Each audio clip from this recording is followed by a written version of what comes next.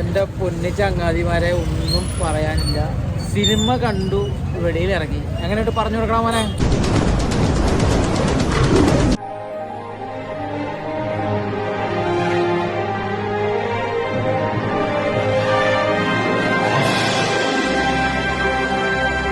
അപ്പോൾ ചേട്ടായിമാരെ, നമ്മളിന്ന് ഞായറാഴ്ച ആയിട്ട് ഒരു എന്താ പറയുക, ജഗ്ഗു ഞാനും കൂടി ഒരു പരിപാടിക്ക് പോവാണ്. അവനവിടെ ഉണ്ട്, അവനിപ്പോൾ വരുന്നേ ഉള്ളൂ. അപ്പോൾ എവിടേക്കാണെന്ന് ചോദിച്ചു കഴിഞ്ഞാൽ നമ്മൾ പാലക്കാട് പോകണം. എന്താ വെച്ച് കഴിഞ്ഞാൽ അവനെ അളവെടുക്കാനുള്ള പരിപാടിയാണ്. അവനെ സ്കൂൾ യൂണിഫോമിൻ്റെ അളവെടുക്കാൻ പോവാണ്. അപ്പോൾ അതോ സംബന്ധിച്ച് നമ്മൾ ശ്രീദേവി ദുർഗ സിനിമാ തിയേറ്ററിൽ നമ്മുടെ മമ്മൂക്കയുടെ ടർബോ സിനിമയും കൂടി കാണാമെന്നുള്ള പരിപാടിയിൽ ഞാൻ ബുക്ക് ചെയ്തിരിക്കുകയാണ്. അതിന് മുന്നേ ഞങ്ങൾ കോട്ടയിൽ കാണാമെന്ന് പറഞ്ഞിട്ട് ഞാനും മാഷും കൂടി പ്ലാൻ ചെയ്താൽ മാഷ് എന്നെ ചതിച്ചു. മാഷ് ചതിച്ചപ്പോഴാണ് ഇങ്ങനെ ആലോചിച്ചത്, എന്നാൽ പിന്നെ പണിയുണ്ട്, നോക്കട്ടെ എന്ന് പറഞ്ഞിട്ട് വെറുതെ എന്തായാലും ടൗണിലേക്ക് പോകല്ലേ, അപ്പോൾ നോക്കട്ടെ എന്നും പറഞ്ഞുകൊണ്ട് ഓൺലൈനിൽ ബുക്ക് ചെയ്ത് നോക്കിയതാണ്. അപ്പോൾ നോക്കുമ്പോൾ ഏറ്റവും മൂലിലൊരു ടിക്കറ്റ് കണ്ടു. അപ്പോൾ എന്നാൽ പിന്നെ ശരി, എന്നാൽ ആയിക്കോട്ടെ എന്ന് പറഞ്ഞ് ഞാൻ ബുക്ക് ചെയ്തതാണ്. അപ്പോൾ ഞാനും ജഗ്ഗും കൂടിയിട്ട് എന്നാൽ സിനിമയ്ക്ക് പോകാനുള്ള പരിപാടിയിൽ പോയിക്കൊണ്ടിരിക്കണം. ഞങ്ങൾ തിയേറ്ററിലെത്തിയിരിക്കുകയാണ്. അപ്പോൾ തിയേറ്ററിൽ നോക്കി കഴിഞ്ഞപ്പോൾ ഞങ്ങൾ നേരത്തെ എത്തി. ഇപ്പോൾ എത്ര 5 മണി, 4:50 5:45 പടം എന്ന് പറഞ്ഞത്. 5:45 പറഞ്ഞത് 5:30 വിചാരിച്ചിട്ട് വന്നതാണ്.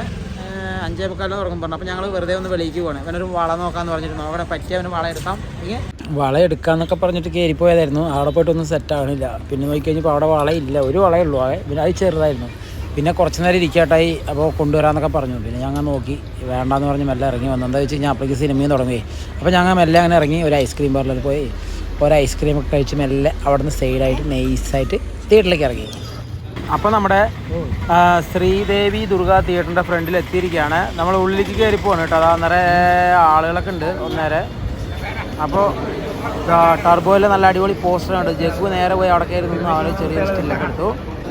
ഈ ഓണം കേട്ടോ, ടർബോ ടിക്കറ്റ് എടുത്ത് ഉള്ളിലോട്ട് കയറിയിരിക്കുകയാണ്. അപ്പോൾ ഇനി സിനിമ കണ്ടിട്ട് നോക്കാം 7 ആയിട്ടുണ്ടാവും. അപ്പോൾ ഞങ്ങൾ തിയേറ്ററിലേക്ക് കയറിയിരിക്കുന്നത് ശ്രീദേവി ദുർഗ തിയേറ്ററിൽ നമ്മുടെ മമ്മൂക്കയുടെ പടം കാണാൻ വേണ്ടി ഞാനും ജഗ്ഗും കൂടി കയറിയിരിക്കുകയാണ്. ഇച്ചിരി വെള്ളം കുടിക്കട്ടെ, ഭയങ്കര ലൗഡാകാം.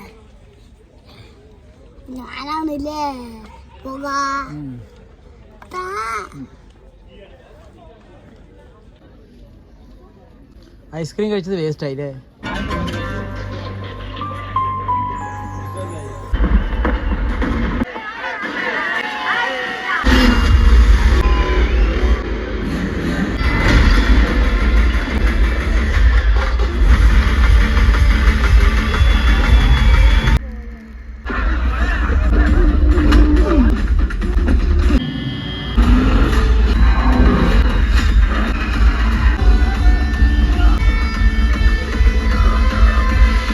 ചേട്ടായിമാര്, ഞങ്ങൾ സിനിമ കണ്ടു കേട്ടോ. ഏകദേശം മമ്മൂട്ടിയുടെ ജോസ് എന്ന് പറയുന്ന അടിപൊളി ക്യാരക്ടറാണ്.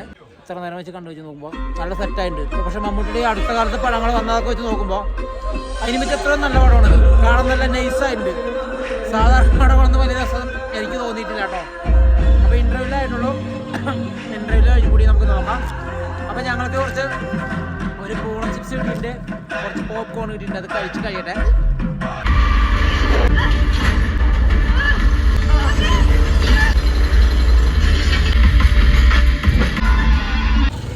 എൻ്റെ പൊന്നു ചങ്ങാതിമാരെ ഒന്നും പറയാനില്ല. സിനിമ കണ്ടു, വെളിയിൽ ഇറങ്ങി. എങ്ങനെയായിട്ട് പറഞ്ഞു കൊടുക്കണം മോനെ? വലിഞ്ഞു പറടാ. എങ്ങനാ എടാ സിനിമ എങ്ങനെയായിട്ട് പറഞ്ഞു കൊടുക്ക്?